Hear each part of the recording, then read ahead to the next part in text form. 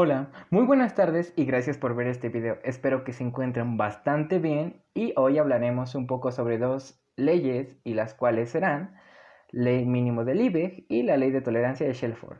Empecemos. La Ley de Tolerancia de Shelford. ¿En qué consiste esta ley de tolerancia? Shelford propuso lo que hoy en día muchos tal vez intuyen de forma espontánea, que la presencia de un organismo y su abundancia en un ambiente particular no solo depende de los nutrientes que éste consiga para alimentarse, sino de otros factores ajenos a sí mismo. ¿Y esto qué quiere decir? Quiere decir que todos los organismos tenemos límites de tolerancia a los factores y elementos para poder subsistir, y esto no solo se basa en nutrientes, sino en factores del ecosistema.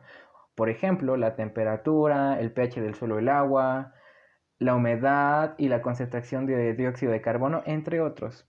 Ahora, pasemos a los ejemplos. Un ejemplo muy bueno sería la gráfica que estamos presenciando. ¿Qué quiere decir esta gráfica?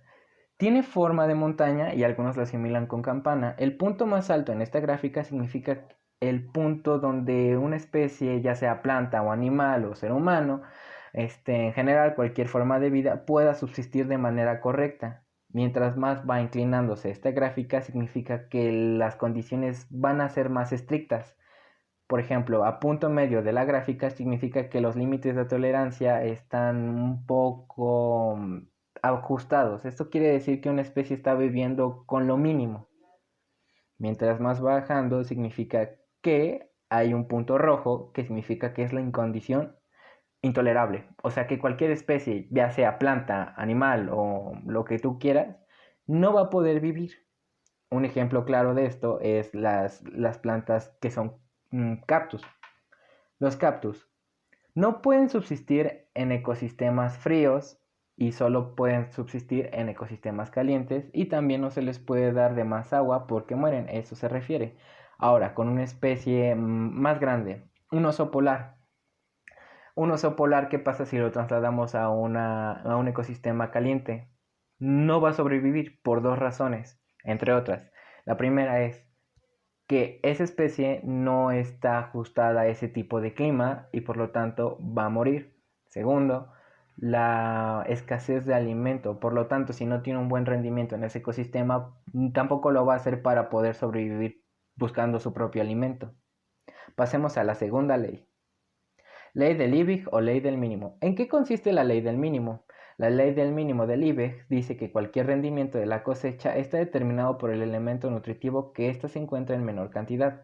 Además, un exceso en cualquier otro nutriente no puede compensar la deficiencia del elemento nutritivo limitante. ¿Y qué quiere decir esto? Que habla sobre que debemos dar los nutrientes óptimos, o sea, el punto ajustado exactamente para que una planta pueda crecer de manera correcta.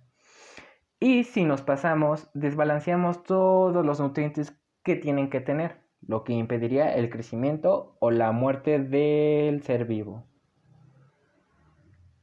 Pasemos a su ejemplo que propone Liebig. Un barril. Este barril lo usó para ejemplificar su teoría. Esta nos plantea que cualquier elemento faltante será uno de los más importantes, es decir, que si falta uno, los demás serán insuficientes para el crecimiento óptimo del producto. Esto quiere decir que si a una planta la desbalanceamos con fósforo o cualquier otro nutriente, no va a crecer, o se va a quedar en su punto o simplemente va a morir. Eventualmente eso lo hará, y de esto consiste la teoría, en que debemos darle los nutrientes óptimos para el crecimiento, y la primera teoría habla sobre que no solo se trata de los nutrientes, sino que se trata de todo el ecosistema en general y cambios a terceros.